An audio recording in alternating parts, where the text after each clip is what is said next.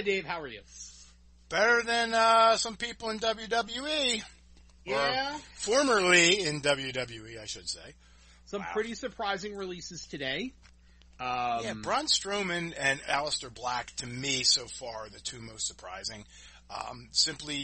Aleister Black, I think, is surprising because he's a guy, I think, if he went to AEW now, I think they could do a lot with him because I thought WWE could, and they just screwed it up. And Braun Strowman's just such he just is kind of like a beacon for WWE and what they do, and just to let him go after putting him in the, around the title picture recently, it's just, we say this all the time, and then we get emails from people who, some who listen to us, some who don't, that say, you think they're getting ready to sell the company? And, you see these moves over and over, and it makes you wonder if that's what they're ready to do. It really does. I don't know, obviously, what goes on in that mind of his, but it just seems like if it walks like a duck and smells like a duck, it's like, why would you need to release these people? Now, obviously some of them aren't superstars or anything, other than in WWE's mind. What do you mean? They're all superstars. Yeah, right. They're all superstars. But, Ruby Riott, good solid hand. I don't think ever got the real chance to show what she can do. I don't think she was, we'll tell this story a lot because that's what they do. They don't give people, the time to show what they can do. But, they give them an opportunity to be on television.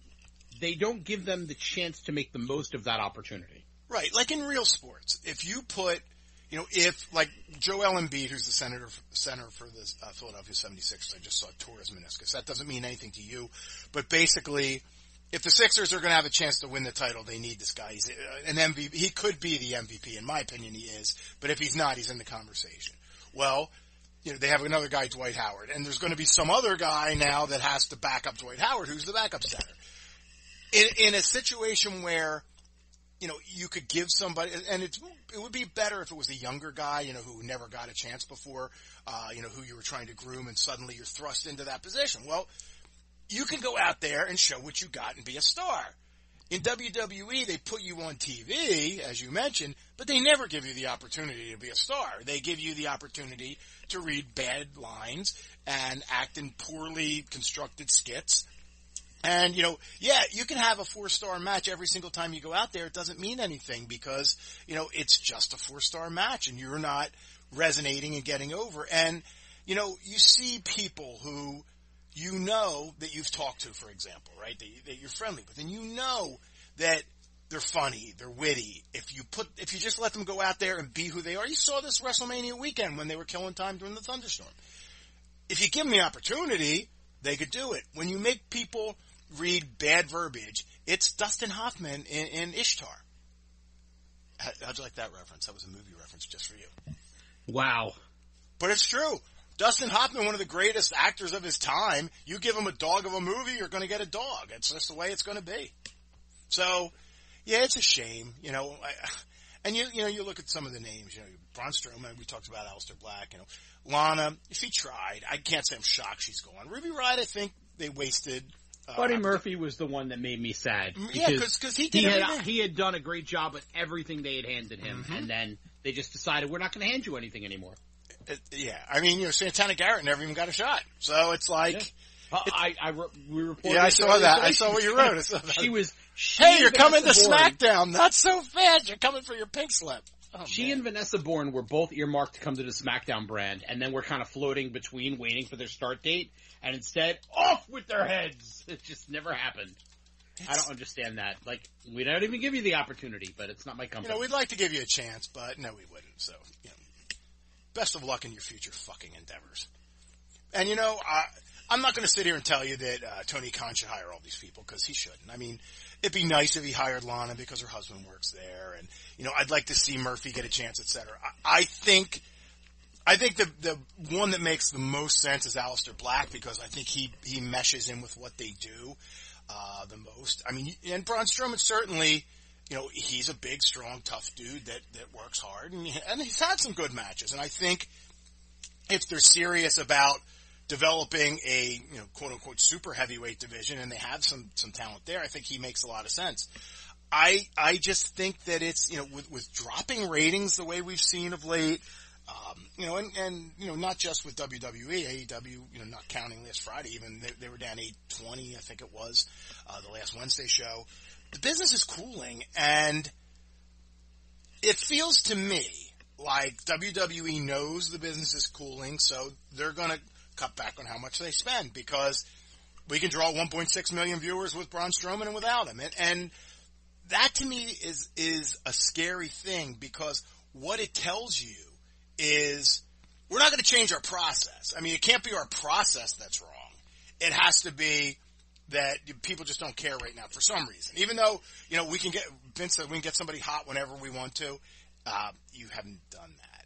And it's just a shame, because the people that get hurt are the talent, and they're the ones that are putting their bodies on the line. They're doing all that they can do to make this situation work, and they're getting screwed. They're getting fucked at the drive-thru, to use that great quote. And it's a shame. I really feel bad for everybody who worked hard. I mean, you look at the shape Braun Strowman's in right now, right? I mean, that dude works hard to cut excess body weight to get ripped. And, it used to be in Vince's world, if you did that, he loved you forever, because, wow, you put the work ethic in, pal, to show how committed you are. I'm going to take care. No, it's just like, yeah, you're gone. See ya. I don't get it, man. Do you get it? Can you make sense of this other than he's crazy and they might be trying to set it up to sell? Listen, the entertainment world has changed a lot in the last year. How do you make your company more successful at this point in time?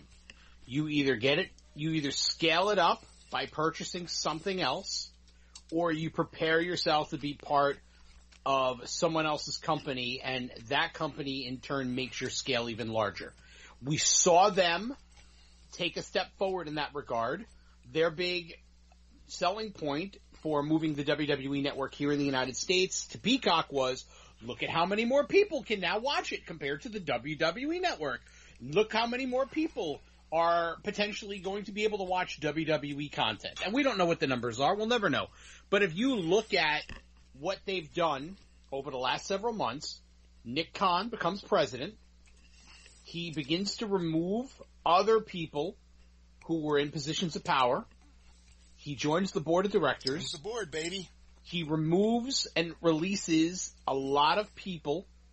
He begins to take over direct control of some of the international offices. We're told Kristen Salen, the CFO, has taken direct control over other departments the CFO never ever overlooked before. Entire departments are being cut down and folded into each other. WWE Studios is all but destroyed. The digital department is emasculated. The WWE network is cut down, and everyone's shoved into one department now. We see a number of people who Nick Khan is putting into power, some of whom he worked with when he was a power broker at CAA, which was the power broker of all power broker talent agencies. They literally used to call the headquarters of that place the Death Star because of how much power it controlled, and he was a big part of that. Now he has reshaped the entire corporate environment and the corporate leadership, the hierarchy, whatever you want to call it, of that company. He has put his own people in power, and what's the one thing that will happen when you put someone in power? They're going to be loyal to you. He has taken out people who had nothing to do with his projects, because he knows that as a studio head or as a company head, the first thing you do when you're taking over a company is you kill all the projects that have nothing to do with you, because A, if they are successful, you can't take credit for them, but more importantly, if they're not successful, you take the blame for them still existing under your watch. And that's a lot of what we're seeing in WWE right now. They're cutting departments, they're cutting department heads, they're cutting people. Why do we need graphics departments for 4 different areas? Well, I'll just have one graphics department, and everyone will work that much harder. Mm-hmm. And that's that is what happens when a company is going to be sold, or at least they're going to open the books so that a company can be looked at for potential. Yeah, let's be clear here and say we're not saying for sure the company's going to be sold. what they're doing now is leaning the company down to where, if it is sold, it will look very attractive, especially if you're going to sell it to NBC Universal, right? Why do we need 4 graphics departments? Well, we don't, number one. And number two, let's be real. If we sell this company to NBC Universal, the people that are currently left to do the graphics now, they're going to have to basically apply for a job to even go there, because NBC Universal has all that shit already on hand. So when they do these kind of leanings, I call them, they trim fat, as they like to say, even though they're trimming people. Well, yeah. let's use Disney and Fox as an example. If I worked for Fox and Disney buys Fox, do you think if I'm an accountant for Fox, they're going to keep me on, or are they going to use their own accountants? They don't need 2 sets of accountants. And I think WWE could potentially be looking at that now and going, well, if we were going to make this company more attractive, what do? We make the books look as lean as possible so the company looks as profitable as possible, but we also look and say, what is redundant here? What do we need? We don't need 25 Sergeant Slaughters when we have 1. Just to make a wrestling analogy. And I think that's what's happening. I think they're going, we don't need 25 graphic designers when we could have 5 people work harder and do that work. And if they don't want to work hard, we'll find someone else who does and who wants that job. And if because the goal, we just got rid of 20 other people. Which, I don't know if it's the goal. I shouldn't say that, but it certainly is in the conversation right now.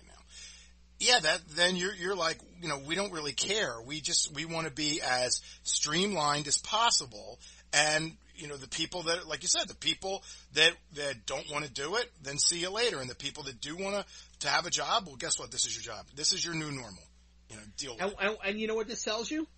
They're not as concerned about AEW as they were when this thing was forming. Oh, not at all. Because if they were, they would not be maybe they wouldn't be keeping people high up on the hog with the contracts, but they wouldn't be letting people go. They'd say, hey, Braun, hey, Buddy Murphy, hey, whoever, we need to restructure your deal. This is not working out for us. And if you don't like it, then you can go.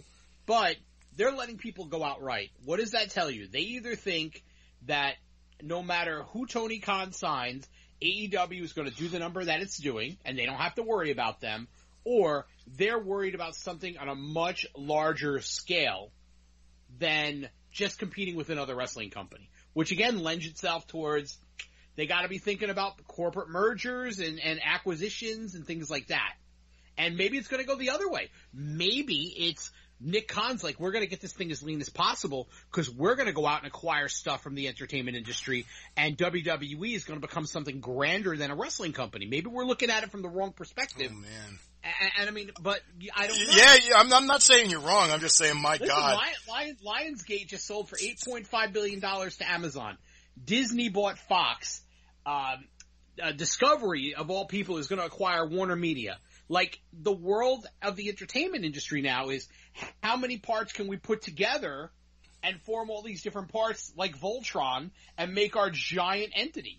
And that's kind of where we're going. So is it going to be WWE is going to buy something, or are they looking to sell something and be part of a larger corporation? Because if they do that sale, does Vince stay on, or does Vince say, all right, see you guys, I'm going to go live on an island somewhere and live out the rest of my crazy days? I never even thought for a second what you just said, but it's not a ridiculous thought that you just came up with. I think it's ridiculous in that if it happens, it's like, holy shit. But do you ever think Discovery would be buying Warner Media? Oh, no, I'm agreeing with you. Like, Disney buying Fox, I get, but like... No, I am totally agreeing with you. Like, Amazon buying a movie studio, it sounds crazy on me. Well, no, that doesn't sound crazy to me, because, see, Amazon's the bigger fish buying the smaller fish.